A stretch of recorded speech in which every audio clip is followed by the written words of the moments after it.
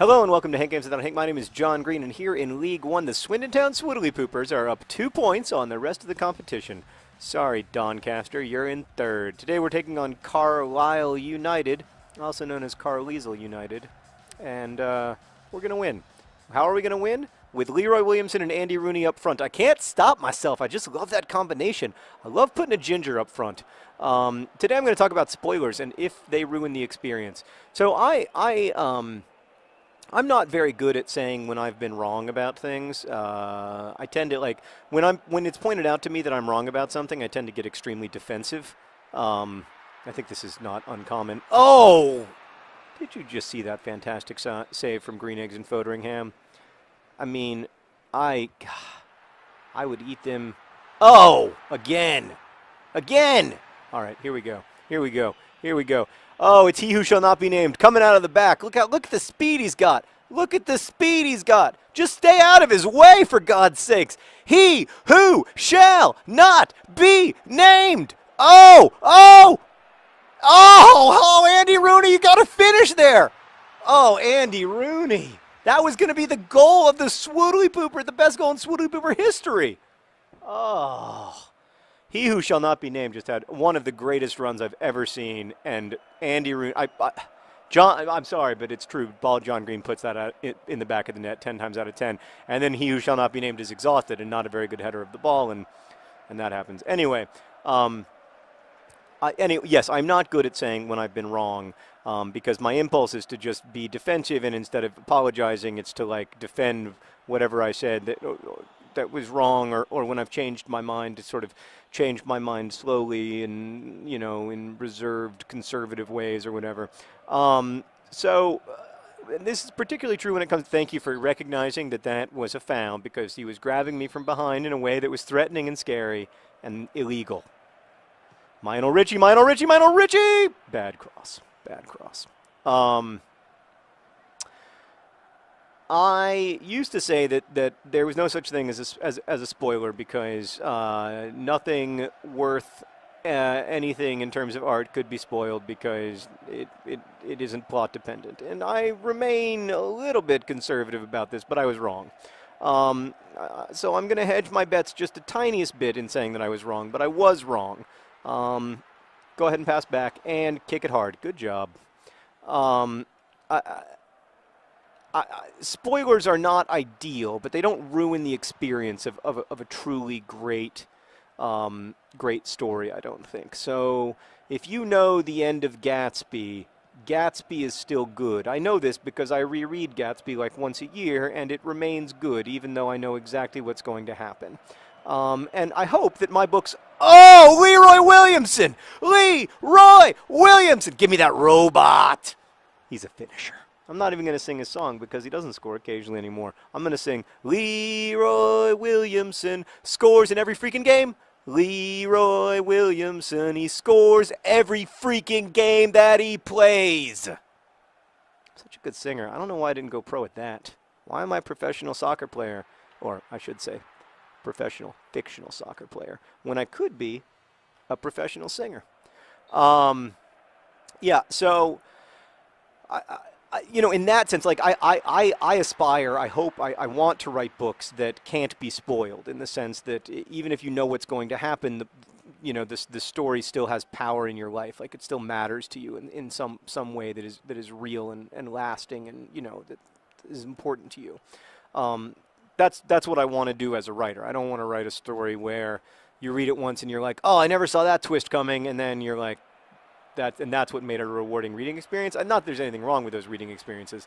That's just not what I personally find very interesting. So, so I guess that's what I've been trying to say, when instead I've said this, like, you know, pretentious crap about how I don't like spoilers, or how I don't believe good stories can be spoiled. Because, of course, good stories can be spoiled, including like great novels. Like, if you know the ending of Romeo and Juliet, it definitely affects your reading of Romeo and Juliet. So the problem in the age of the internet, of course, is that no one can have a conversation. Like, when is it okay to have the conversation? Like, can I talk about Harry Potter now? Like, it's been out for a while. Is it okay to... Oh, I think we were trying to do something a little too fancy. Probably should have just hit the regular Y button there, but I was feeling so fancy. I thought maybe like that was like a yeah. Andy Rooney wasn't up for the task. There's just no two ways about it. He's had a tough couple games, but he's a ginger, and I'm gonna leave him in because I like to sing songs about them. So.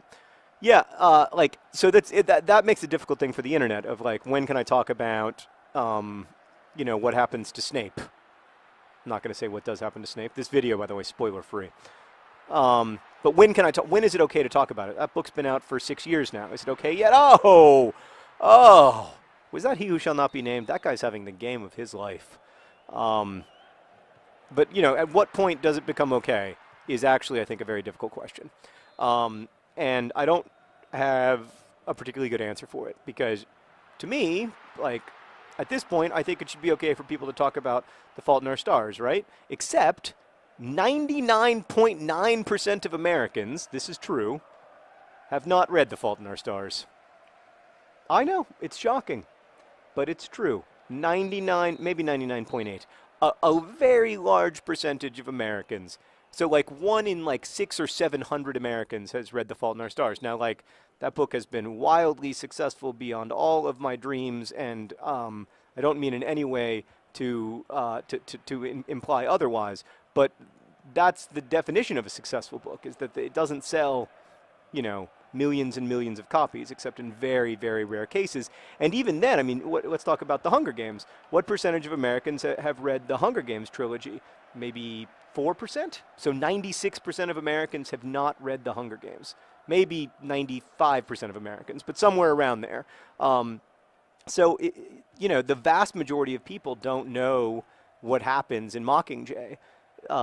Does that mean that I can't talk about what happens in Mockingjay? Or that every time I reference it, I have to use a spoiler alert, and for the next how many years? 5 years? 10 years? Like, at what point do I say, okay, you've had your opportunity to read The Hunger Games, except you've never really had the opportunity to read The Hunger Games, because what if you were 4 when it came out, and you're only now getting old enough to read it?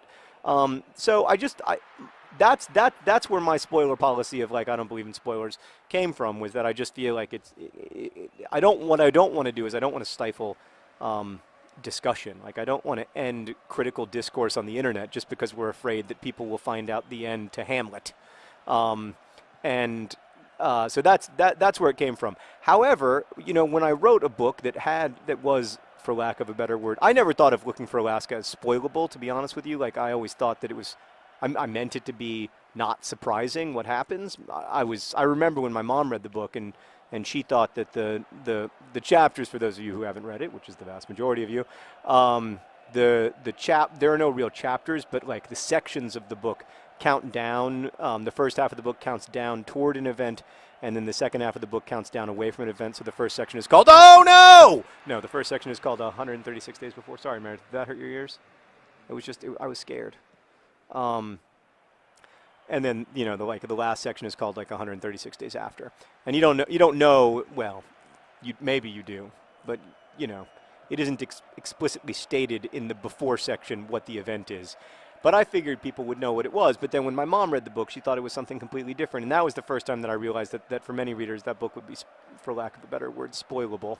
But with The Fault in Our Stars, I knew that there was, you know, that there was something that some readers would find a spoiler and others wouldn't. And, you know, I mean, I think it depends on your sort of level of familiarity with the particular genre that I was kind of trying to be conscious of when I was writing The Fault in Our Stars.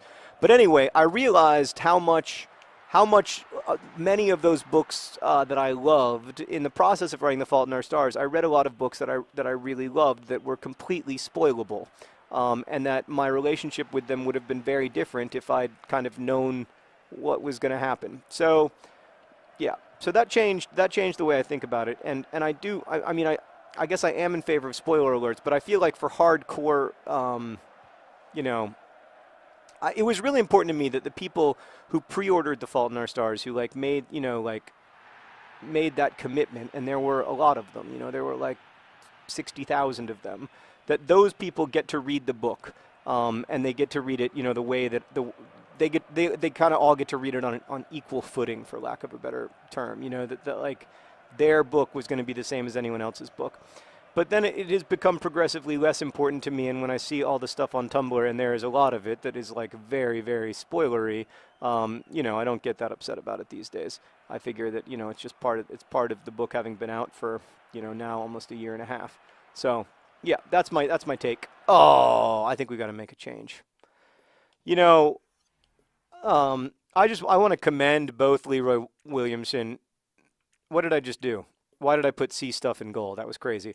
I want to commend both Leroy Williamson and Andy Rooney on some fantastic performances. But the truth is that the bedrock of this team has always been three men named John Green.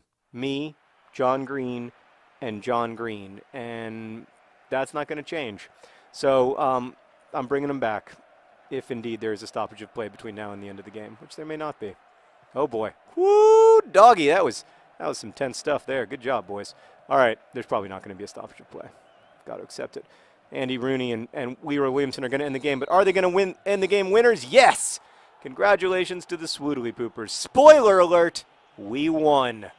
Oh, look at those beautiful gingers. Look at them. Look at them together. Oh, God. Oh, thank you. Thank you, FIFA gods, putting those gingers in a shot together. Best wishes.